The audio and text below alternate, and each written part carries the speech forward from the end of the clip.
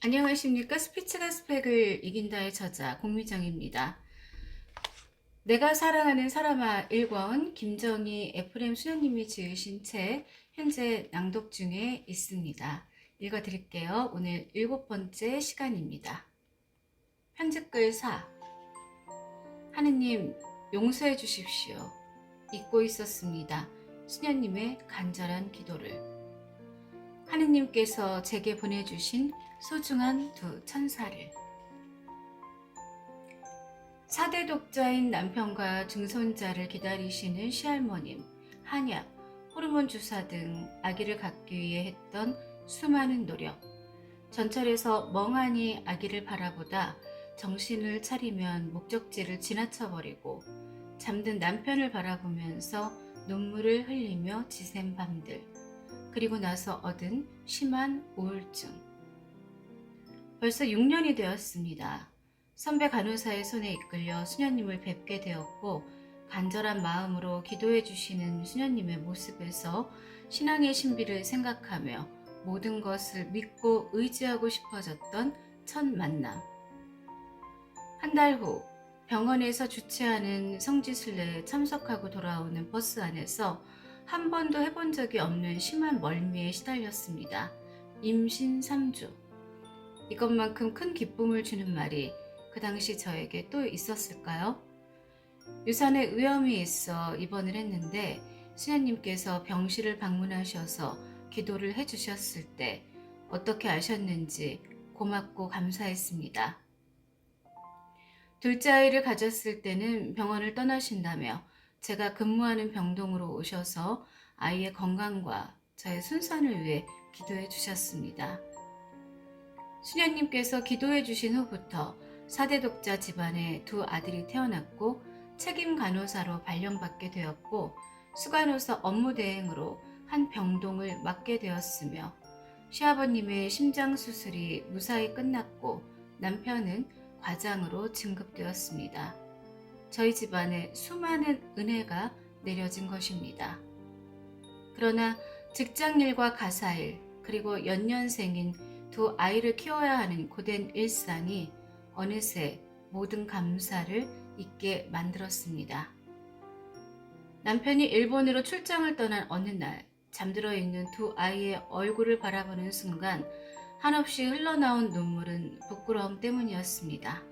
생각해보니 하느님께서 저에게 보내주신 두 천사를 위해 한 일이 없었습니다. 그때 저는 결심했습니다. 아이들에게 고든 신앙심을 길러주기 위해서 내가 먼저 신앙생활을 위한 준비를 하자. 1998년 12월 21일 저는 불교 신자이신 시부모님께서 함께 축하해 주시는 세례를 받게 되었습니다. 루시아라는 이름도 생겼습니다. 이제 저에게는 주일이면 아이들과 함께 성당에 가는 새로운 기쁨이 생겼습니다. 조그만 두 손을 모으고 꼭 감은 두 눈을 바라보면 아이들이 어떤 기도를 드렸을지 궁금해집니다. 하지만 부족함이 많은 저에게 수많은 은혜를 내려주신 하느님께서 우리 아이들의 기도도 들으시고 준비하여 이루어 주실 것을 믿습니다. 따사로운 햇살이 내리쬐는 가로수길에서 남편과 아이들이 뒤엉켜 커다랗게 웃으며 달리기 시합을 합니다. 오랜만에 준비한 가족여행에서 돌아오는 길입니다. 순간 하느님께서 이 가족 여행을 준비하여 이루어 주신 것을 깨달을 수 있었습니다. 그리고 함께 떠오르는 수녀님의 간절한 기도도 영원히 간직하렵니다. 수녀님의 모습과 함께.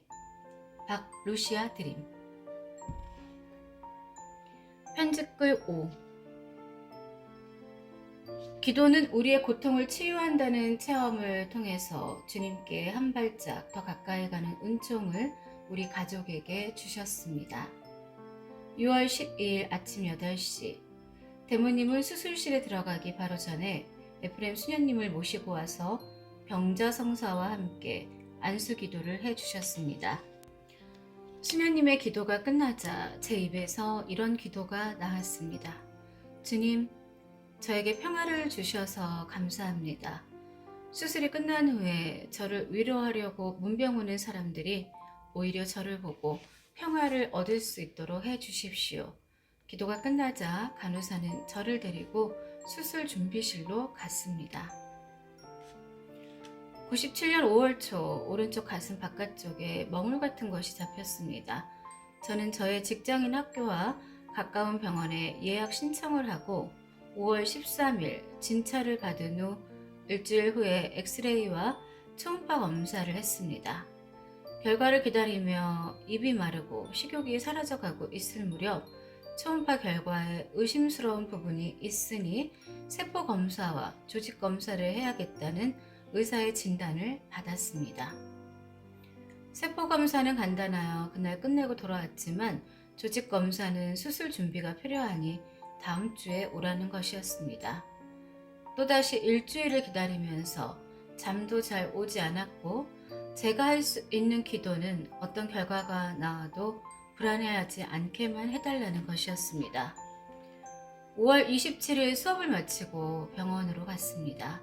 국소 마취를 하고 1시간 넘는 수술을 받았는데 떼어낸 조직을 검사한 결과는 또 일주일을 기다리라는 것이었습니다. 저는 저보다 더 불안해하시는 친정어머니와 학기말 시험을 앞둔 중1, 고1인 두 딸의 마음을 안정시키기 위해 태어난 척하느라 초조함을 참아내고 있었습니다. 그러나 결과를 보러 가기 전날 밤 잠자리에서 저는 드디어 남편과 함께 엉엉 울고 말았습니다. 6월 3일 수업이 끝난 오후에 결과를 보러 가니 유방암이었습니다. 덩어리는 컸지만 전체가 다 악성은 아니고 암세포로 변하는 중이라고 했습니다. 빨리 수술할수록 좋다며 6월 12일로 수술 날짜를 잡아주었습니다. 약 열흘 정도의 시간 동안 아직 다 못한 성적 처리, 교실 구석 정리, 새 선생님이 빨리 아이들을 파악하도록 특성 메모, 자동 납부 안 되는 각종 지로용지, 학원비, 등록금 등 은행에 가서 해야 할 일, 아이들을 안정시키고 혈압 높으신 어머니를 안심시켜 드리는 등 학교 일과 집안일을 처리하느라 온 힘과 노력을 다 쏟았습니다. 그리고 남편에게 수술 전까지 계속 저를 위해 미사를 봉헌해 줄 것을 부탁했습니다. 남편과 함께 새벽 미사에 간 날, 딸 애경이의 대모님을 만나서 목이 메어 울먹이며 기도를 부탁하는데 병원에 계시며 치유기도 하시는 수녀님을 알려주셔서 학교 가기 전 에프렘 수녀님을 만나 안수기도를 받았습니다. 그날 방과 후 교실을 정리하면서 문득 거의 한 달 동안 극복하지 못했던 마음의 불안감이 사라진 것을 느꼈습니다. 놀라운 평화였습니다. 6월 11일 아침 입원을 앞두고 미사에 참여했습니다. 수술만 하면 고통이 끝날 거라는 생각이 들자 마음이 아주 편안해지면서 평화가 가득 찼습니다. 6월 12일 아침 8시 대모님은 수술실에 들어가기 직전에 에프렘 수녀님을 모시고 와서 병자 성사와 함께 안수기도를 해주셨습니다. 수녀님의 기도가 끝나자 생각지도 않던 기도가 제 입에서 나왔습니다. 간호사는 저를 데리고 수술 준비실로 갔습니다. 그 후로부터 얼마나 지났을까? 누군가 날 부르는 소리에 눈을 뜨니 남편과 친정 어머니께서 제 팔과 다리를 주무르는 모습이 희미하게 보였습니다. 마취해서 깨어난 것이었습니다. 회복이 참 빨라서 이튿날부터는 링거 주사도 빼고 식사가 나왔습니다. 다른 환자들은 수술하고 깨어난 후 아파서 괴로워하는데 저는 별로 아픔도 없었습니다. 저는 기도의 힘을 깨닫기 시작했습니다. 이번 전에 갈매 수녀원과 스승 예수의 제자 수녀회에 가서 우리 부부와 함께 기도를 부탁드렸던 박마리아 자매님, 순교국자 수녀원에 가서 함께 기도를 부탁드렸던 정마리안나 자매님이 떠올랐습니다. 이러한 여러 곳의 수녀님들과 성당 사람들의 기도로 저는 상처가 다 아물 때까지 통증을 모른 채 지낼 수 있었던 것입니다. 병실에 오신 분들은 환자가 환자 같지 않은 모습이라며 의외의 표정을 지으셨습니다. 저는 그분들께 수녀님들과 여러분들이 기도를 많이 해주셔서 안 아픈가 봐요. 통증이 심하면 이렇게 웃고 얘기할 수 있겠어요? 병원에 들어와서 보니 감사할 일이 하나둘이 아니에요. 우선 항암 치료 안 받는 것도 감사하고요. 아프지 않은 것도 감사하고요. 친정 어머니께서 예비자 교리반에 들어가시기로 마음을 돌리셨으니 감사드린답니다. 라고 말씀드렸습니다. 정말 그렇습니다. 기도는 우리의 고통을 치유한다는 체험을 통해서 주님께 한 발짝 더 가까이 가는 은총을 우리 가족에게 주셨습니다. 이제 저는 신앙을 가졌다는 것이 얼마나 큰 힘이 되는지 저의 체험을 종교가 없는 사람들에게 전하려고 합니다. 너희는 주님이 얼마나 좋으신지 보고 맛들여라 라는 성서 구절을 마음에 새기면서 황보정숙 에스텔 드림 편집글 6 에프레임 수녀님께 기도받으면 나을 거야. 성체 앞에 마냥 앉아있을 때 마음속에서 울려온 소리였습니다. 1년이 넘도록 내가 왜 그 생각을 하지 못했을까? 예수님 고맙습니다. 감사합니다. 성체 앞에서 기도를 드리는 순간 제 볼에 눈물이 흘러내렸습니다. 1993년 4월 어느 날 성체 앞에 마냥 앉아있던 저는 마음이 날아갈 듯 가벼움을 느끼며 가려움을 견디었습니다. 내일 꼭 에프레임 수녀님께 기도를 청해야겠다고 다짐하면서 저는 91년과 92년에 연이어 2번 수술을 받았습니다. 그 후 후유증으로 약도 썼고 치료도 받았으나 모두가 도움이 되지 않아 1년 이상 고통을 겪었습니다. 그리고 이제는 지쳐서 포기한 상태였습니다. 자궁 내막증으로 자궁과 난소를 드러내는 수술을 했는데 수술 후 몸이 회복되지 않은 상태에서 항생제를 많이 써서 외부로부터 들어오는 균을 이길 수 있는 자체균이 죽어서 바이러스 잡균이 체내성이 된 것이었습니다. 부위가 아래쪽이라 아무에게나 말하고 보여줄 수 없었고 가려워서 1시간도 마음 놓고 잘 수도 없었으며 음식을 먹은 후에는 구토증이 일어났습니다. 앉아도 걸어도 스치는 속옷 때문에 가려움은 이루 말할 수 없이 커서 참으로 힘겹게 참고 참으며 하루하루를 버티고 있었습니다. 그런데 좋으신 하느님께서는 성령을 통해 이 작은 영혼에게 기쁨을 알려주셨습니다. 깊어가는 밤에 혼자 성체 조배를 하고 있을 때 에프레임 수녀님께 기도받으면 나을 거라는 마음의 소리를 듣게 해주신 것입니다.